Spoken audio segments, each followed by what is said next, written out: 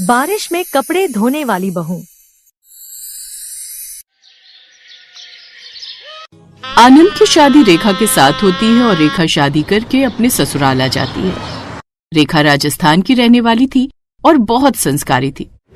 मुझे आशीर्वाद दीजिए मम्मी जी पापा जी कि मैं इस घर को अच्छे से संभालूं और आप लोगों को शिकायत का कोई भी मौका ना दूं। मैं तो बहुत भाग्यवान हूँ जो मुझे तेरे जैसी संस्कारी बहू मिली है।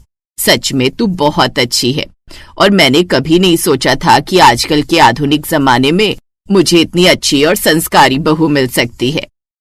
बेटी, भले ही हमारे खुद के कोई बेटी नहीं है, लेकिन तूने आते ही हम सबका दिल जीत लिया और अब हमारे घर में एक बेटी की कमी पूरी हो गई है। जुग जुग जी मेरी बच्ची। रेखा बहुत खुश होती है और इसी तरह अपनी घर गृहस्थी को अच्छे से संभाल लेती है। सब लोगों के लिए नाश्ता बनाया करती और घर के हर सदस्य का अच्छे से ध्यान रखा करती। एक दिन रेखा सब लोगों को नाश्ता परोस रही थी कि तभी आशा ने कहा, अरे बहू, शादी को 1 हफ्ता हो गया है। तूने घर की सारी जिम्मेदारी तो अच्छे से संभाली है, लेकिन बहुत सारे कपड़े गंदे पड़े हुए हैं। आज धोबी आएगा तो उसे वो सारे कपड़े दे देना। माँ जी, आप कैसी बातें कर रही हैं? जब घर में बहू आ गई है तो धोबी से कपड़े धुलवाने की क्या जरूरत है? आप बिल्कुल भी चिंता मत कीजिए, मैं सारे कपड़े रगड़ रगड़ कर अपने हाथों से धो दूंगी। नहीं मेरी बच्ची, अगर तू सारे कपड़े अपने हाथों से धोएगी तो लोग क्या कहेंगे कि मैं अपनी बहू पर जुल्म कर रही हूँ। वैसे भी जब से तू आई है तेरी जिद पर मैंने घर से नौकरानी हटा दी है और खाना तो वैसे भी तू ही बनाती है। कम से कम कपड़े बाहर धुलवा लेंगे। माँ जी, अब इस घर की जिम्मेदारी मेरी जिम्मेदारी है और अगर मैं इस घर के कुछ पैसे बचा पाऊंगी तो इससे अच्छी बात क्या हो सकती है। आप बिल्कुल चिंता मत कीजिए, मुझे घर के काम करने में कोई परेशानी नहीं है।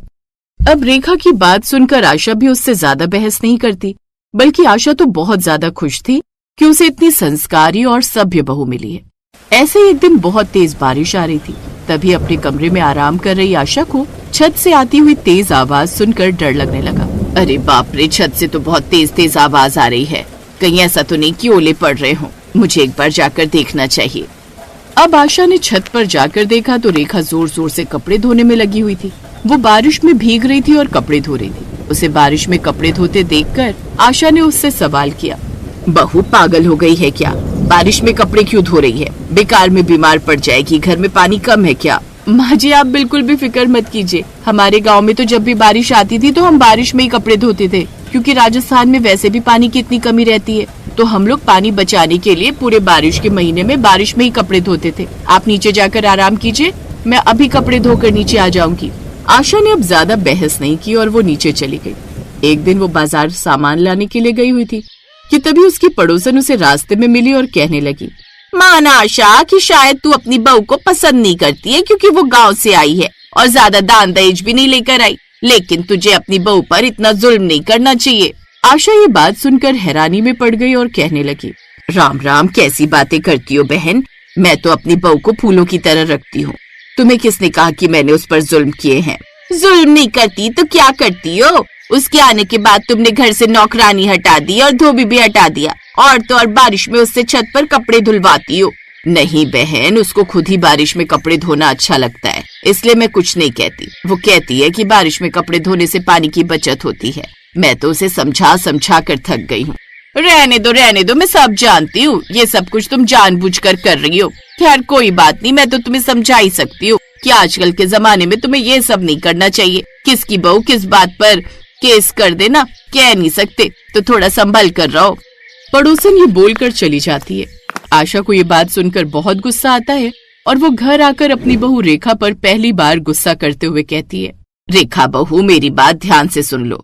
कल से तुम बारिश में कपड़े बिल्कुल भी नहीं धो सकती, क्योंकि मैं नहीं चाहती कि लोग मुझे बेकार में खड़ूस और बुरी सास कहकर पुकारे, जबकि मैं तुम्हें इस घर में बेटी की तरह रखती हूँ। माँ जी, अब आप दूसरों की बातों को इतना दिल पर क्यों लगा रही हो? मुझे बारिश में कपड़े धोना अच्छा लगता है। इससे मेरे शरीर की सारी गंदगी भी निकल जाती है और बारिश में भीगने की वजह से मेरा तनाव भी कम हो जाता है।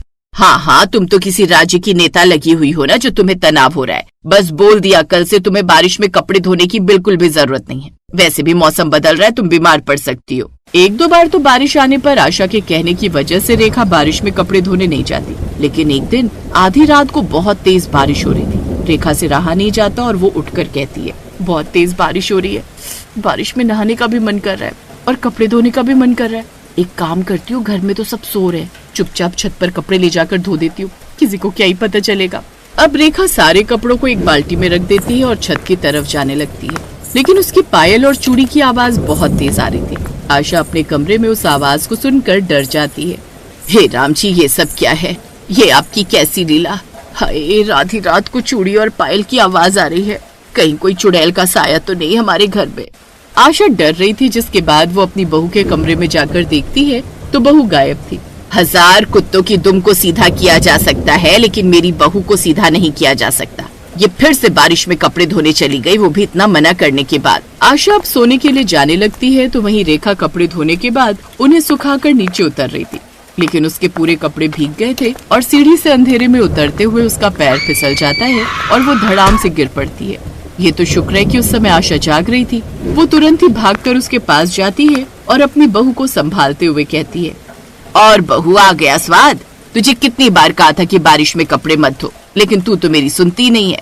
अरे, तुझे बारिश में रहना इतना ही ज्यादा पसंद है तो तू कभी कभी बारिश में नहा लिया कर, लेकिन इस तरह कपड़े धोने की क्या जरूरत थी? माँ जी, हम तो सालों से बारिश में ही कपड़े धोते आए हैं और मुझे उसी की आदत लगी हुई थी। मुझसे गलती हो गई, बहुत दर्द हो रहा है, आप मेरी मदद कीजिए। आशा अब अपने पति और अपने बेटे को जगा देती है और उसके बाद डॉक्टर को बुलाकर रेखा का इलाज करवाती है। जिसके बाद जब भी बारिश आया करती तो आशा अपने पति से कहकर टंकी का ढक्कन खुलवा दिया करती, ताकि रेखा पानी की बचत भी कर पाए और बारिश का पानी जब टंकी में भर जाए तो रेखा बाथरूम में बैठकर नल से उस पानी से कपड़े धो पाए। बहू, तुझे बारिश में कपड़े धोने हैं ना, तो तू बारिश में कपड़े धोएगी, लेकिन बारिश में भीगते नहीं हुए, और बारिश के पानी से ही धोएगी, लेकिन वो पानी जो नल में आएगा। हमारे गांव में मुझे शुरू से ही पानी का महत्व बताया गया है, इसलिए मैं पानी बचाने के बारे में बहुत ज्यादा सीरियस रहती हूँ। अगर इस तरह हम पानी बचा पाएंगे तो मुझे कोई ऐतराज नहीं है। इस तरह दोनों सास बहू में सुलह हो जाती है और दोनों प्यार से फिर से एक दूसरे के साथ रहने लगती हैं। और अब बहू बारिश में पानी बचाया करती, लेकिन बारिश में बैठकर कपड़े नहीं धोया करती, जिससे न ही वो कभी सीढ़ियों से गिरती और न ही कभी बीमार पड़ती।